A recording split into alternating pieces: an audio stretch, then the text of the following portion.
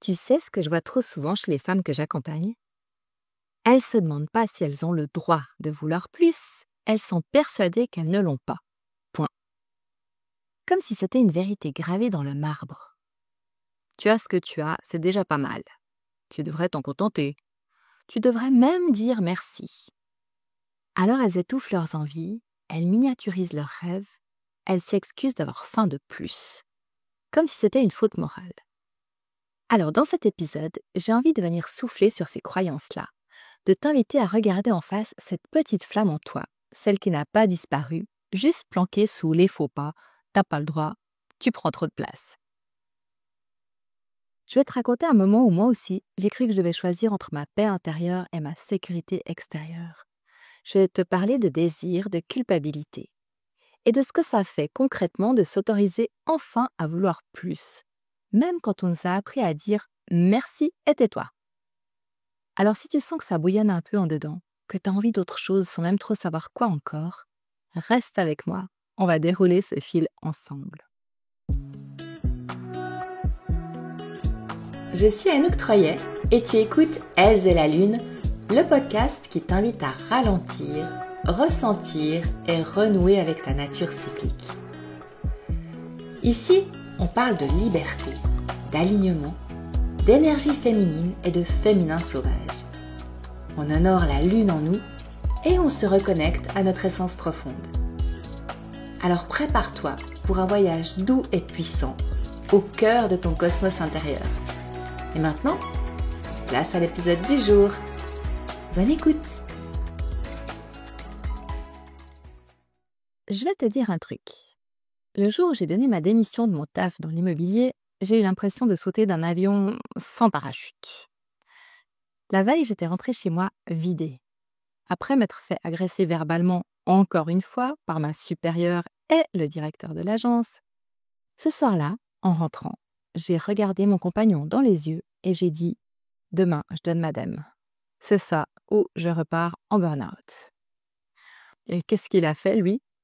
Il est devenu tout blanc. Normal, je lâchais un salaire. Mais moi, j'étais déjà partie. Dans ma tête, j'étais libre. Le lendemain, c'était top, j'ai tendu ma lettre de démission en arrivant à l'agence et là, j'ai eu le directeur qui a fait une petite grimace comme si c'était brûlé en la touchant. Le pauvre, j'avais presque envie de lui offrir la biafine. Mais non, je rigole. Alors pourquoi est-ce que je te raconte tout ça? Parce que ce jour-là, j'ai arrêté de m'excuser de vouloir autre chose. J'ai arrêté de croire que je devais mériter ma liberté ou prouver que j'étais assez bonne, assez forte, assez sage pour supporter toute cette... Allez, je vais pas dire le mot ici. Et toi, et si tu t'autorisais aujourd'hui à vouloir plus? Pas pour paraître, pas pour impressionner, juste parce que t'en as envie ou que t'en peux plus. On a tout entendu, contente-toi de ce que tu as. Cette injonction insidieuse. Tu devrais déjà être contente de ce que tu as, tu veux toujours plus.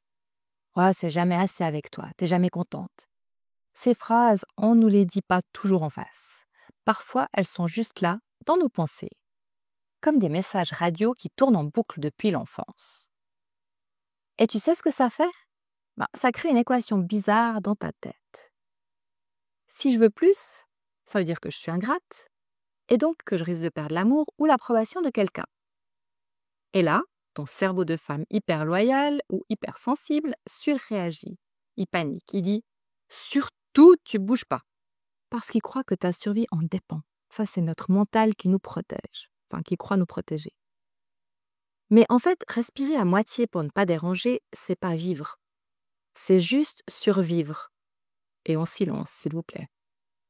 Alors voici une petite première action douce que je te propose, parce que tu sais que dans ce podcast Elles et la Lune, on donne des solutions. Alors, moi je te propose un truc. Choisis une situation récente où tu t'es retenu de dire ce que tu pensais par peur de déplaire. Et tu réécris la scène comme dans un film. Tu peux faire ça dans ta tête, je te demande pas de réécrire tout le scénario, mais c'est comme tu veux, comme tu préfères. Mais cette fois, tu dis ce que tu aurais voulu dire. Tu poses ta limite, tu demandes, tu oses. Alors, t'as pas besoin d'envoyer ce message, si tu l'as écrit. Écris-le, relis-le, ose, pose-le sur le papier ou bien alors tu peux aussi l'enregistrer, en mode vocal sur ton portable, ça c'est aussi top. Parce que parfois, le changement, il commence, justement, dans un carnet ou avec un enregistrement. C'est quelque chose qu'on met dans l'action. Et ça, c'est déjà un acte de puissance. Et dis-toi bien une chose, c'est que quand tu l'as fait une fois, eh bien, ton mental, il l'enregistre et ça devient beaucoup plus facile parce que c'est quelque chose qui est connu. Et il s'est rendu compte que c'est pas parce que tu as dit quelque chose ou écrit quelque chose que le ciel t'est tombé sur la tête. Parce que, je le rappelle encore une fois, le mental, notre cerveau ne fait pas la différence entre le réel et l'imaginaire. C'est pour ça qu'on a des sueurs nocturnes parfois et qu'on a des angoisses qui n'ont aucun sens, mais qui sont tellement violents. Ensuite, on va parler du désir, ce moteur magique qu'on a mis sous silence. Tu sais ce que moi j'ai longtemps confondu avec le désir? Le besoin d'être validé, approuvé, aimé. Genre quand je me mettais en 4 pour organiser l'anniversaire parfait pour mes enfants, alors que je rêvais juste d'un bain et d'un mojito. C'était pas du désir, c'était du je veux qu'on m'aime, du si je donne assez, peut-être on me regardera avec tendresse. Mais le vrai désir, en fait, c'est ce petit frisson quand tu penses à un projet fou. Cette envie qui vient sans logique, sans stratégie, juste parce que ça vibre, parce que ça t'appelle. Et là, souvent, Madame la culpabilité débarque. Elle pose ses valises, s'installe sans invitation et commence son discours. Tu crois pas que t'en fais un peu trop? T'as déjà tellement de choses à gérer. Mais si on laissait cette voix-là dans le couloir, pour une fois? Voici ce que je te propose. Prends un moment seul, sans écran, sans bruit, et pose-toi cette question simple. Qu'est-ce que j'ai envie de faire là, maintenant, si personne n'était là pour me juger? Alors, il n'y a pas besoin que ça soit grandiose, Ça peut juste être peindre, danser seul dans ton salon. Ça, c'est un truc que j'adore faire. Ça remonte les énergies, c'est incroyable. Écrire un message à quelqu'un qui te fait vibrer ou ne rien faire du tout. Et puis, tu notes ça, sans filtre, sans plan d'action, juste pour voir ce qui te met en vie. Parce que le désir, là, c'est brut, pur et spontané. C'est peut-être ta boussole intérieure qui revient en service. Et ça, c'est primordial.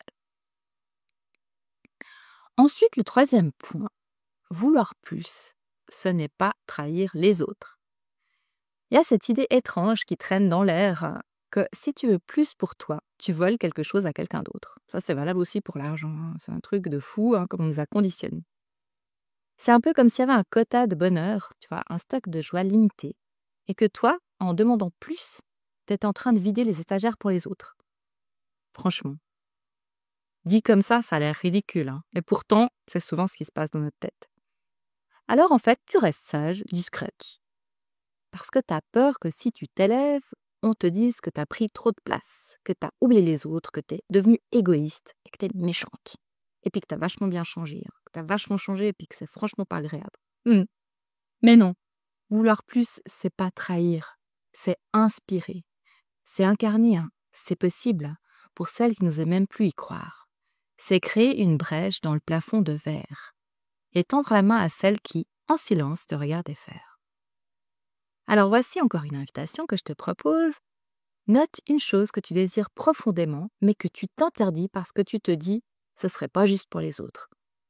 Et puis demande-toi, et si en me l'autorisant, j'ouvrais aussi la voie à quelqu'un d'autre?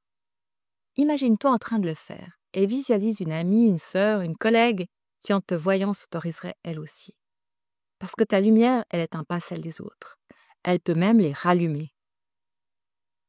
Et puis tu sais, dis-toi bien une chose, c'est que si toi tu prends pas l'opportunité, quelqu'un d'autre le fera ça à ta place. Et après tu auras des regrets. Souvent quand on prend ce genre de décision, non je vais pas accepter cette invitation, non je vais pas accepter cette augmentation, non je vais pas accepter ce poste, non je vais pas accepter ci ou ça, et après on regrette parce qu'on voit que la prochaine sur la liste, elle a sauté dessus à pieds joints, et puis qu'elle en est bien contente. Alors moi je dirais, en point 4 de cet épisode. Et si tu faisais une mini rébellion douce, juste pour toi? Et je dirais même, fais-le pour toi. Parce qu'on nous a conditionnés à croire qu'il faut une bonne raison pour se faire du bien. Un anniversaire, une réussite, une permission extérieure. Mais et si ton envie à elle seule était une raison suffisante? T'as le droit de prendre ta part du gâteau. Pas les miettes, pas les restes. La part avec la cerise dessus. Et je t'assure qu'il y en a largement assez pour tout le monde. Simplement, il y a trop de gens qui n'osent pas la prendre, cette part avec la cerise. Ça t'est sûrement déjà arrivé aussi quand t'es à un repas avec des amis ou en famille. D'un coup, il reste un biscuit dans l'assiette ou une tranche de viande dans l'assiette et personne n'ose la prendre. Pourquoi? Parce qu'on nous a toujours dit, tu te sers pas en dernier, parce qu'il peut y avoir quelqu'un d'autre qui la prend. Et le truc qui est encore plus incroyable, c'est que souvent, cette assiette-là, elle repart en cuisine avec un truc dedans. Alors, moi, ça fait longtemps, avec ma famille, on a toujours pris l'habitude, tu tends l'assiette, tu dis, bon, maintenant, il y a quelqu'un qui la va prendre parce qu'on va pas rentrer à la cuisine juste avec ça. Et là, il y a enfin quelqu'un qui ose. Non, mais c'est terrible, ces conditionnements. Alors moi, aujourd'hui, je te demande pas de changer ta vie. Je te propose juste une chose toute simple. Fais un geste pour toi, un seul. Mais un geste qui ne sert à rien d'autre qu'à te faire plaisir. Pas pour cocher une case, pas pour faire avancer ton business, pas pour être utile. Juste pour te rappeler que tu es vivante. Alors ça peut être plein de trucs. Ça peut être de mettre ce rouge à lèvres trop flashy pour ta prochaine réunion Zoom. De danser dans ta cuisine comme si personne ne regardait. D'ailleurs, je vais te le dire, je vais te dire une bonne chose, un truc vrai. En fait, il n'y a personne pour te regarder danser dans ta cuisine. Dire non à quelque chose qui t'épuise, même si c'est juste pour cette fois. Et regarde ce que ça donne et observe ce que ça change en toi. Parce que chaque mini-acte de plaisir non négocié est un petit bras d'honneur à toutes les injonctions qui t'ont appris à t'oublier. Et si tu veux aller plus loin, si cet épisode a réveillé quelque chose en toi, une envie, un frisson, une colère douce, alors sache que tu n'es pas seule. Tu peux rejoindre mon programme Lève-toi, mon accompagnement pour les femmes qui veulent sortir des vieux schémas et oser vivre enfin à la hauteur de leurs désirs. C'est profond, intime et libérateur.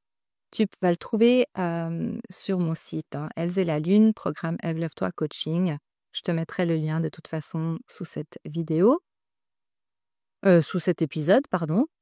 Tu peux aussi t'offrir le replay de l'atelier Orae pour réapprendre à habiter ton corps, ton espace, ta puissance énergétique sans demander l'avis de personne.